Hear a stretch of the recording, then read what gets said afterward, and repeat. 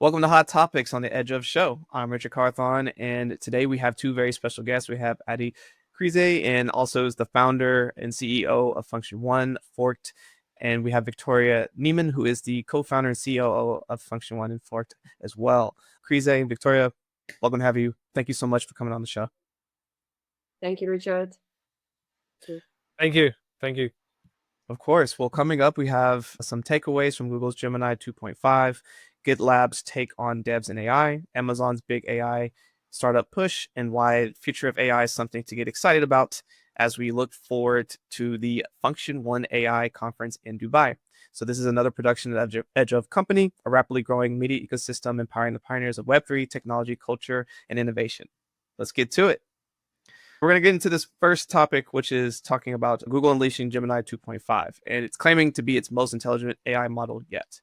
As we dive into this first topic, I have a couple of things to get into. So they're claiming that this is their most intelligent AI model yet.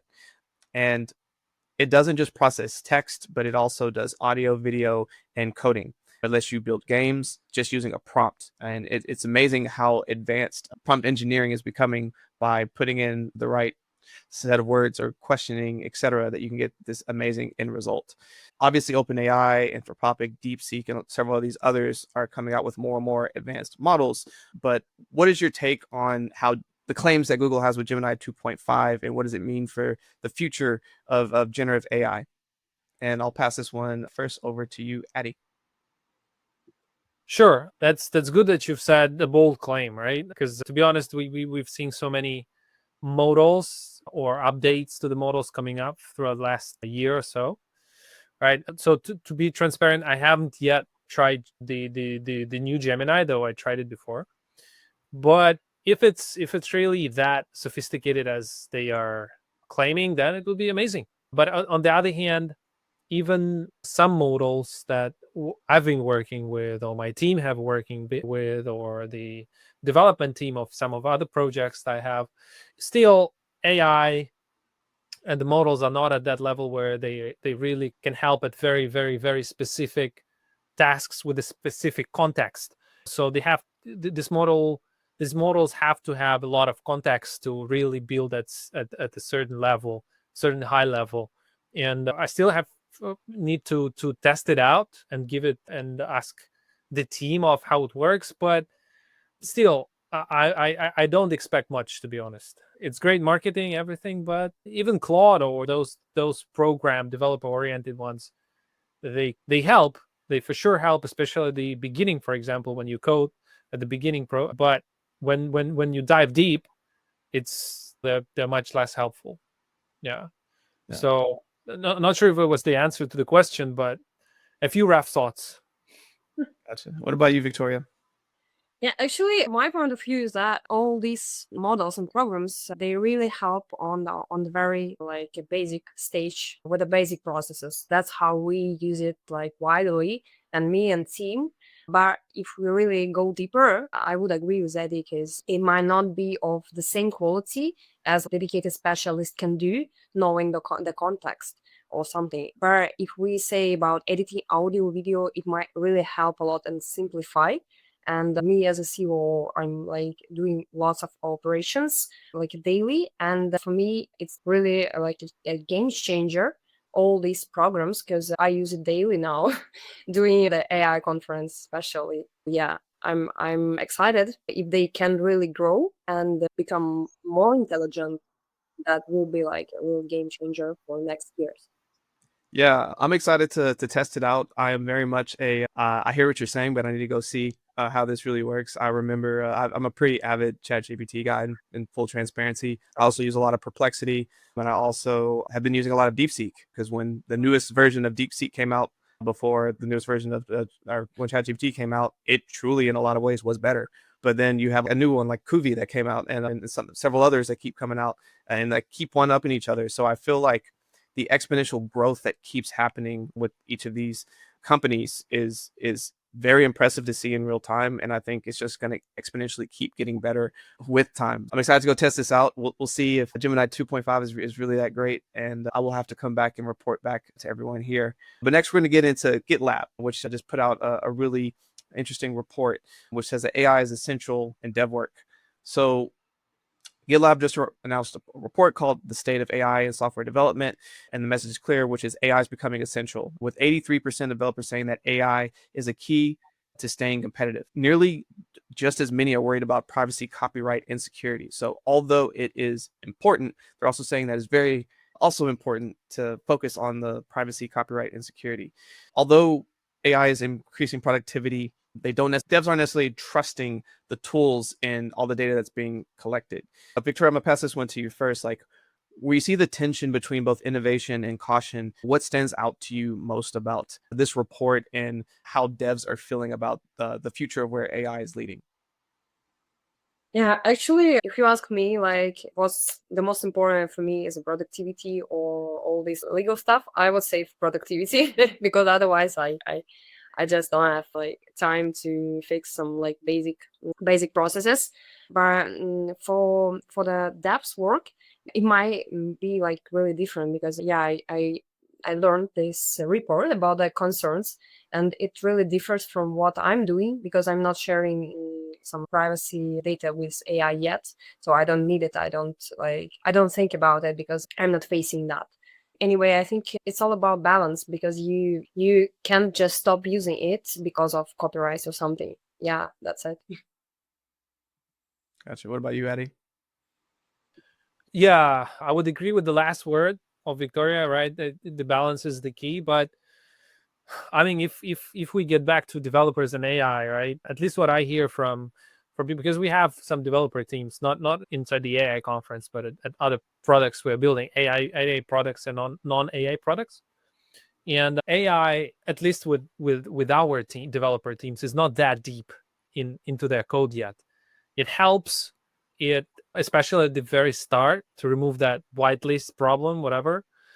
But then the problem of context appears, and still, it's just easier still to code without AI at some point than with it. Yeah, I mean, at the higher level, right? At the deeper level. So AI has been helpful with code for sure, and most of the developers use it. But the question here is that how they use it and when, right? Still, when the product is old, for example, and there is a huge heritage and everything, then AI is much less helpful, for example, right? But anyways, yeah, when building code, you have to kill some privacy, right? And at some point, most of our teams don't have the problem, right? Because they're just looking for ways of how they can speed up the process and everything. Yeah. So to be honest, I don't have the answer to that question. I think still you have to maybe decentralize the AI in the future would help somehow. I don't know. But let's see. At this point, I don't have the answer how to solve the privacy problem when coding. Yeah, to be honest. Yeah, I think you bring up a good point. The challenge is massive, but I think from a timing standpoint, the way I look at it is now's the time to try to figure these challenges out because things are just going to keep growing faster, and the data that keeps getting fed into this are just going to exponentially grow to where we'll get to a place where whatever is established is just going to be the standard. It's going to be hard to pull back. It's going to be hard to go back and try to retroactively fix. I know in a lot of ways by putting in certain regulations or putting in certain protocols to try to level the playing field in some ways or to protect potential end users can stifle innovation. But I think what the challenge is with this innovation is that the innovation is moving truly so fast that if we're not putting some first steps in this now, we can't even comprehend future consequences. So I'm a very productive person. I love productivity and all that, but also think we probably have this sweet spot of 2 years to figure out the other pieces, or we're going to just be way too far ahead to try to pull things back. But that's just my hot take on it. But I also think that devs using AI at it being at like 80 some percent makes a ton of sense to me. And I mean, when your everyday person can have an idea and then like now basically create something with code and then use other coding languages to then refine the code that you just came up with through a prompt. That's wild. Yeah, I think that's going to continue to evolve. But now we're going to move us into our third topic, which talks about Amazon. So Amazon has an Alexa fund, and they're really going all in on AI startups. It originally launched to support voice first startups. So, when Alexa came out, but now they're going full tilt more into AI. So with the rollout of general AI powered Alexa Plus and new wave of multimodal models, they decided it's time to back more AI startups across the board. So they're investing in companies like Ninja Tech AI, which is an all-in-one assistant platform, and Hedra, which is which lets users create media across text, audio, and video. And finally, Ario, which is an AI family scheduler. And one more, Hey Boss, which leans into the whole vibe coding movement, which is happening right now. So Amazon is not just funding these startups, but they're trying to give them access to APIs and infrastructure and AWS and executive level mentorship and everything else. So like when you think about these tools and how one of the biggest giants out there, most companies with some of the most value in the world leaning heavily into AI, are you seeing this trend as well in your day to day? And how do you think other companies who aren't necessarily leaning as heavy into AI, do you think they will eventually start to go more in that direction? And I'll give this one to Addy first. Yeah, thanks, Richard. You're talking about Amazon, by the way. We have the head of innovation for the region speaking at Function One. All right, and yeah, so a lot is happening inside Amazon on that front, and there are, I guess, most of the biggest tech companies are stepping into AI already there. So it's not happening; it's already happened. I don't know, Microsoft, Amazon, Dell, Intel, all of the AI tech companies with heritage are already there that have been with us, right? Or have been in the list of Fortune 500 companies for the last 20, 30 years, right? Yeah. If the question is if it's good or bad, right? I don't know. That's definitely good. And the more investment, the more brains come into the industry, the better. The only problem as an entrepreneur myself and founder I see, especially when working with big enterprise like Amazon and others, is not being stuck in their own ecosystem, right? Because at the very end, they are all motivated to scale and promote and monetize their own ecosystems. While at some point, yeah, it's good for entrepreneur. He can do the exit and everything, but it doesn't work for all of the products. Let's see. And as a founder, I would just be cautious on that front. But in general, having these giants stepping in and giving the resource and funding, it's amazing. For sure. How about you, Victoria? Yeah, actually, I would agree, and I would say it's like a green sign for the industry overall. So that's actually also belongs to us that we stepped in with a new conference for with AI focus. That's because of all this topic is like a really hot topic now, and that's a sign from such big companies.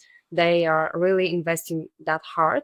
They're searching for new startups to onboard to the investments program and all that. I think this will be like the hot topic for like at least few next years, and let's see how it grows. So yeah. I would add on to that.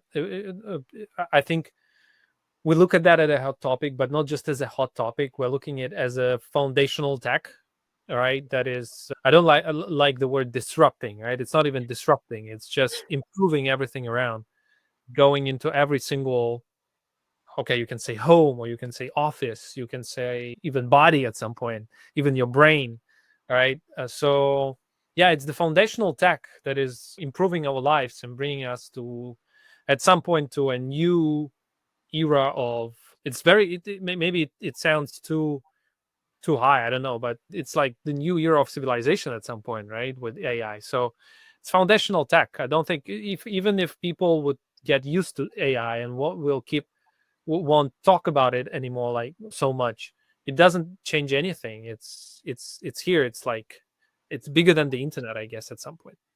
Yeah, I think you're bringing up a really good point, and it brings us into like our final segment I want to talk about, which is like when people think about the concept of AI, and people talk about futurism and being a futurist, and you talk about like very complex concepts of what the world could be, but AI is quickly making those ideas and concepts a reality in a very short amount of time. With things like where you would futuristically used to talk about that would take decades to potentially or centuries to get to, AI is making things happen in 6 to 24 months, which is insane. So that makes people both excited and afraid. So one of the things that you have coming up with Reframing AI is the event that you have going on out in Dubai later this year. So first, can you tell us a little bit about that event? And then I kind of want to just get more generally into AI around why should people be excited about AI and not scared about what could be taken away from them, whether it's their job or whether there's opportunities, etc.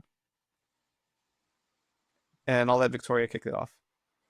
Yeah, actually, yeah, I would say that regarding the job shortages, it's really a hot topic we will discuss at the conference for sure. We will like really cover that on stage because even me, I think about that each day because I see how fast we can really simplify so many processes and like working stages. Actually, in nearly every business and like every field. So that really means it will like restructure all the way people are working for companies, how the companies are like building their products and how they're like evolving. It's really like a huge phenomenon, let's say, to really take a look into, to discuss and to see how it's growing, how it's changing the like everyday life and the structure of the companies and like the employees, they're like, let's say, their work, their employment in the companies. So that's a really big question raised because of this growth of all AI products. And yeah. Yeah, that makes a lot of sense. And then one of the other parts where you talk about like, whether people being concerned about like losing their jobs and everything else is to look beyond like the mega cap companies and looking at like the Amazons and everybody else who are innovating and in AI who are doing a lot of awesome things, but there's also a lot of startups and underdog innovators that are building stuff on AI platform. And I know that the conference is also focused on giving them a voice. Addy, can you speak to that a little bit?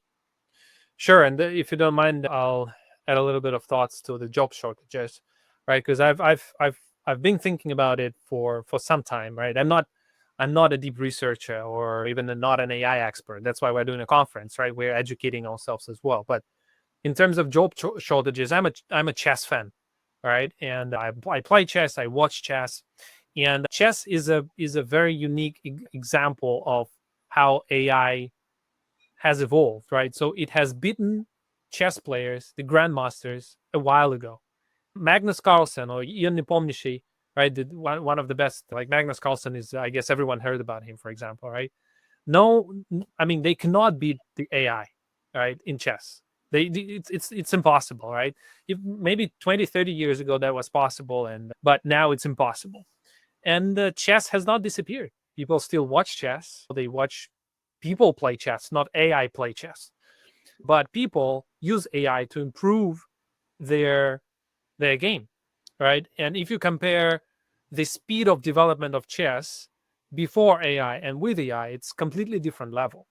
So you can replicate at some point that experience, right? Or compare that experience to what we have in real life, right? Where people are afraid that AI will replace them, while maybe at certain cases that would be a reality, right? But I still think that in most cases, in the majority of cases, AI would help instead of removing or replacing someone. We are scared that we will be replaced, right? Because we love ourselves, but I think AI would help. It won't prevent us from doing something. It will help us do something better, stuff like that. In terms of mega companies and startups and everything, yeah, they're the driving force. OpenAI has been a startup, right? At some point, it's a huge, like, it's not enterprise, right? But it's a big company, like the biggest AI company, at least in terms of, I guess, attracted capital or something, right? And it's still it's a young company at some point, and yeah, startups are the driving force, and that's why also, sorry for doing that, but that's why we're doing Function One, because we want to give the platform for founders, for startups to promote themselves, to be recognized, to share their tech, and so on and so forth, because they are the driving force, developers and founders. Yeah, I genuinely think that that's the key. And in terms of enterprise, it's good if they do their own products. It's good that they give resources. It's good that they give investments. All right, but definitely the brain and the future of AI is in the hands of developers and founders, not the big enterprise. I believe so. For sure. We need the startups to keep innovating, keep finding unique ways to appeal and create amazing things that eventually get to scale. You start with a niche and you kind of expand out from that way. And I guess just to wrap up what's happening up with Function One. So it's going to be in Dubai right after Token 2049, May 2nd. For those who are hearing about this, want to learn more about the AI space, what can they expect at this one-day event? Victoria, do you want me to step in, or you want to share? Okay. It's an AI conference and exhibition, right? General AI. And this conference is for founders and startups, right? Because as I've already mentioned, we believe that this is the driving force. So we are preparing a whole day of amazing content. We have an online hackathon as well for developers with an offline finale, all right, happening for approximately 800 to 1,000 participants, because we believe that hackathon is also a driving force and hackathons in the world. We would have specific activity for startups and investors because we think funding is important, right? These connections are important. Yeah, and Web3 also would be part of that. So we would have content on decentralized AI, on on-chain gaming, and yeah, I as a person with a huge experience in blockchain think that decentralized AI is something that would definitely play a huge role in AI's development. So we definitely would cover that. So expect that as an event with founders and investors, startups, big enterprise, and also, of course, the government representatives coming, discussing all that together, partnering, and moving all of the attendees, all of the speakers, and the whole industry forward. Awesome. Well, I know we're looking forward to the event. For everyone who is listening to this and trying to get more information, you can go to fnctn1.com. Again, that's fnctn1.com. Well, I want to thank you both again for coming on the show. Y'all gave us a lot of amazing insights about the world of AI. And as we wrap up today's discussion, we covered Google's bold claims about Gemini 2.5, GitLab's latest insights on developers embracing AI, Amazon Alexa Fund powering up the next wave of AI startups, and a special conversation about Function One and why not to be afraid about AI. Make sure you join the conversation over on social media, drop us a comment, and appreciate you being a part of this today. So thanks for tuning into this week's journey through the hottest AI topics. We're thrilled to explore these innovations with you and can't bring you more exciting updates on future conversations. I'm Richard, and I'm here with our guests, and we're signing off. Stay curious, stay innovative, and we'll see you next time.